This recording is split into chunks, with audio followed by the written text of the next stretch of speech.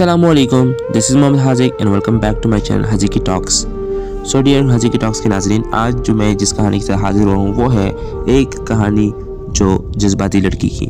लेकिन देखते हैं कि ऐसी क्या जज्बाती थी या क्या ऐसे कारनामे वो असर अंजाम देती थी कि उसको जज्बाती लड़की का नाम दिया गया और ये कहानी उसके नाम पे बनी, जज्बाती लड़की। तो अगर टाइम ज़ाया करते हुए सीधा चलते हैं अपनी कहानी की तरफ।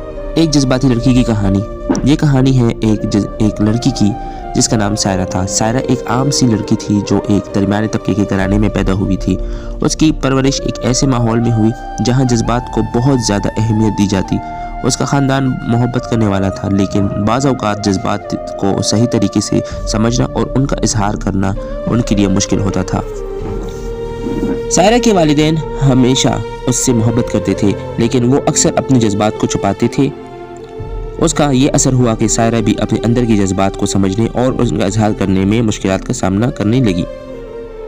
जब वो छोटी थी तो उसे अक्सर लगता था कि उसके जज्बात को कोई मानी नहीं रखते या वो उनको बयान नहीं कर पाएंगे। वो जब भी उदास होती या किसी बात से नाराज़ होती, उसे लगता था कि ये उसकी गलती है और वो दूसरों को परेशान नहीं करना चाहती थी।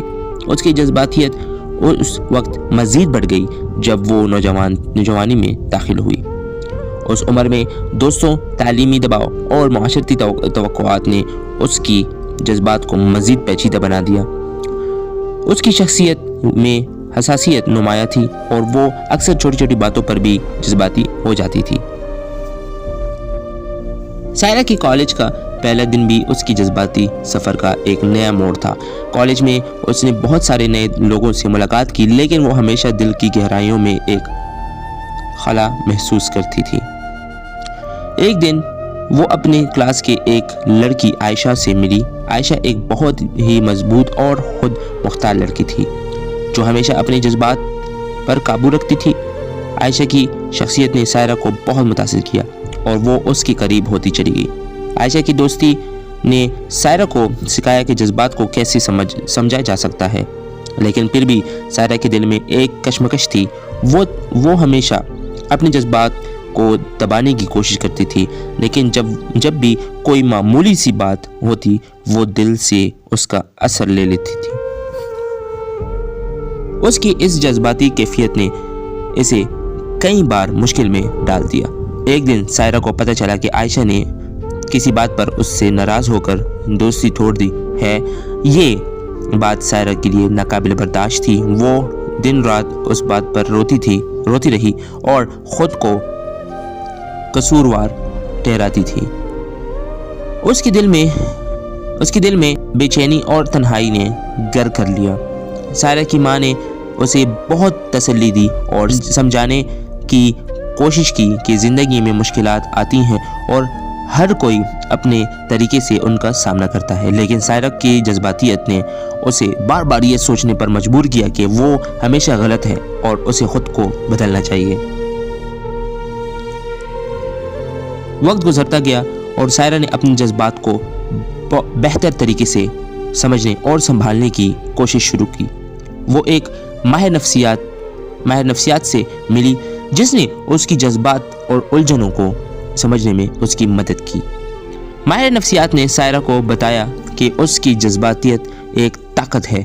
अगर वो उसे दुरुस्त तरीके से इस्तेमाल करे, जज्बात का इजहार बुरा नहीं होता,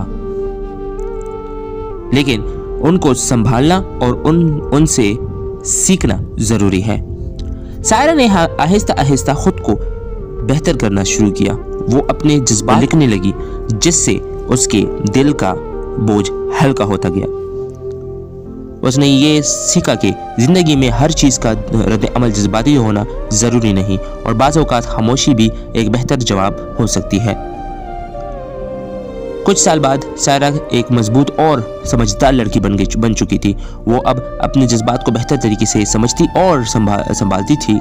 उसने ये सीखा कि जज्बात इंसान की ज़िंदगी का हिस्सा हैं और उनका इजहार करना ज़रूरी है, लेकिन उन पर काबू पाना और उनसे सीखना भी इतना ही अहम है।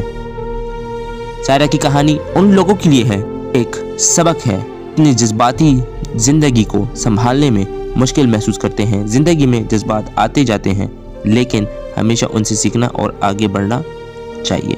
तो डियर नाजरीन, हाजिकी टॉक्स की डियर नाजरीन, उम्मीद रखता हूँ आप लोग को ये कहानी अच्छी लगी होगी। कहानी एक जज्बाती लड़की की जिसका नाम सायरा था, और उम्मीद रखता हूँ इस तरह एंटरटेनिंग कहानी के साथ मैं वापस भी आता रहूँगा आप लोग के पास।